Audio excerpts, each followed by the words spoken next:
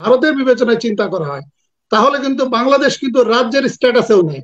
তার মানে বাংলাদেশ ভারতের বা দিল্লি দিল্লি থেকে কেন্দ্র শাসিত একটা সরকার ব্যবস্থা। কারণ আপনি যদি মুখ্যমন্ত্রী হতে চান তাহলে কিন্তু জনগণের ভোটে নির্বাচিত হতে হয়। তা আমাদের শেখ হাসিনা তো জনগণের ভোটে নির্বাচিত না, আসলে ভারতের যে ক্ষত, ভারত কিন্তু এই যে দেশ বিভাগ এটা কোনোভাবে মেনে নিতে পারে নাই। এবং ওই সময় কিন্তু তারা প্রমিস করেছিল, প্রতিজ্ঞা করেছিল যে তারা যে কোনো ভাবেই হোক ইস্ট পাকিস্তানকে ভারতের ভূখণ্ড করবে। দুইজনের বক্তব্যই, আমাদের মালিক ভাইয়ের বক্তব্যই আমি মর্মাহত হচ্ছি এবং আমাদের প্রফেসর ফরাদের বক্তব্য মর্মাহত হচ্ছে। আমি যেহেতু মর্মাহত হচ্ছি, আমার ধারণা 18 কোটি জনগণও মর্মাহত হচ্ছে, এক্সেপ্ট আমাদের এই দুই ব্যক্তি। এবং দুই ব্যক্তি বলতে আমাদের দুই ব্যক্তি যিনি আলোচনায় আছে এবং আমাদের প্রধানমন্ত্রীর চেয়ারে যিনি অধিষ্ঠিত আছেন শেখ হাসিনা, এই তিনজন ছাড়া আমার ধারণা বাদ বাকি 18 কোটি জনগণ ওনাদের বক্তব্যে মর্মাহত হচ্ছে।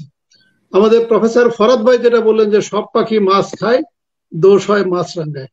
আমার বক্তব্য হলো যে সব পাখি মাছ খায় মানে ফরাদ ভাই বলতে চেয়েছেন যে সব সরকারই কোনো না কোনো ভাবে ভারতের আশীর্বাদ নিয়ে ক্ষমতায় থেকেছে এবং ভারতের আশীর্বাদ চেষ্টা করেছে।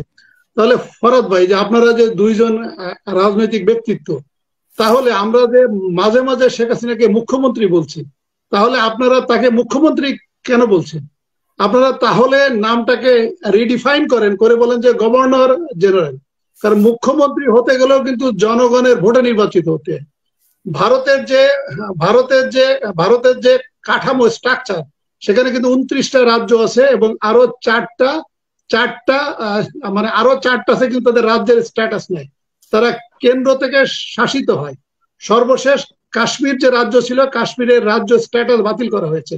এখন ভারতে 28টি রাজ্য আছে এবং আরো 4টি কেন্দ্র শাসিত রাজ্য আছে। কেন্দ্র শাসিত রাজ্য যেখানে, সেখানে মুখ্যমন্ত্রী থাকে না, মুখ্যমন্ত্রী থাকে 28টা রাজ্যে।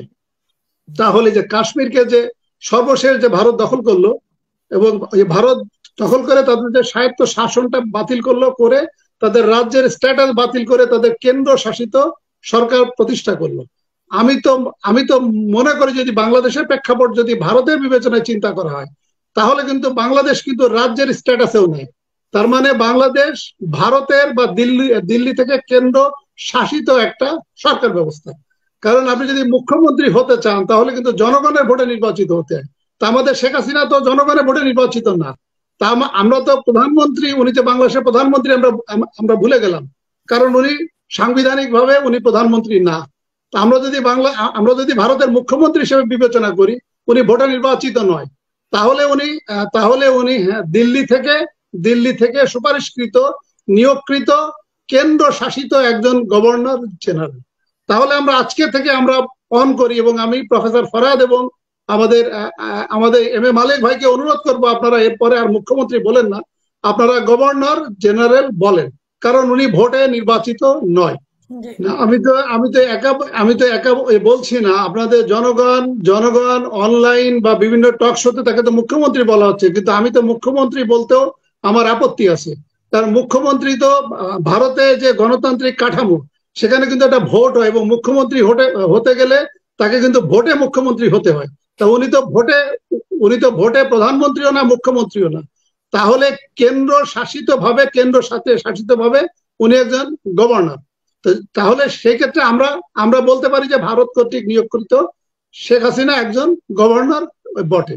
আর আরেকটি যে কথা আপনি বললেন, যে আমাদের প্রফেসর ফরাদ ভাই যেটা বললেন যে এই যে স্বাধীনতার কথা বললেন, স্বাধীনতা তো আমরা তো ভার্চুয়ালি 1947 সালেই কিন্তু স্বাধীনতা কিন্তু পেয়েছি। 1947 সালে আক্ষরিক অর্থে যদি আপনি স্বাধীনতার কথা ওই যে বিবেচনা করেন, কারণ ওই সময় যদি মোহাম্মদ আলী জিন্নাহ এবং আমাদের পূর্ব পাকিস্তানের মুসলিম নেতাদের দূরদর্শিতার কারণে যদি তখন ইস্ট বেঙ্গলকে পাকিস্তানের ভিতর যদি না ঢুকানো হতো, তাহলে আমরা কিন্তু এই গত 78 বছর বা 79 বছর আমাদের কিন্তু আলটিমেটলি ভারত কর্তৃক কিন্তু শাসিত থাকা লাগতো। তার মানে ওই সময় কিন্তু আমাদের স্বাধীনতার গোড়াপত্তন হয়েছে। এর পরে যেটা ঘটেছে গত 24 বছর ধরে, এই 1947 সালে ভারতের যে ক্ষত, ভারত কিন্তু এই যে দেশ বিভাগ এটা কোনোভাবে মেনে নিতে পারে নাই। এবং ওই সময় কিন্তু তারা প্রমিস করেছিল, প্রতিজ্ঞা করেছিল যে তারা যে কোনো ভাবেই হোক ইস্ট পাকিস্তানকে ভারতের ভূখণ্ড করবে। এই যে আমাদের যে মালিক ভাই যেটা বললেন, মালিক ভাই শুধুমাত্র হায়দ্রাবাদের কথা বললেন, মালিক ভাই কিন্তু জুনাগাতের কথা বলেন নাই, যেটা এখন বর্তমানে গুজরাট। জুনাগাতের যিনি রাজা ছিলেন তিনি ছিলেন হিন্দু, তিনি ছিলেন মুসলিম, এবং জুনাগাতের অধিকাংশ জনগণ ছিল হিন্দু। কিন্তু যিনি শাসক ছিলেন তিনি ছিলেন মুসলিম, এবং তিনি পাকিস্তানের সাথে থাকতে চেয়েছিলেন। কিন্তু কিন্তু এটা কিন্তু ভারত থাকতে দেয় নাই। ভারত কিন্তু জুনাগাদ দখল করে নেয় 1948-এ। একইভাবে হায়দ্রাবাদের রাজা মুসলিম ছিল, এবং এবং এবং অধিকাংশ জনগণ ছিল, যে মেজরিটি ছিল কিন্তু মুসলিম। কিন্তু হায়দ্রাবাদও কিন্তু তারা দখল করে নেয়।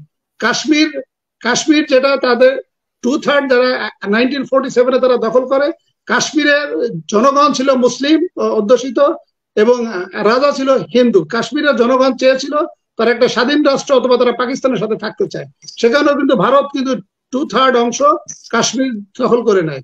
সর্বশেষ তারা দখল করেছে 1974 সালে সিকিমকে।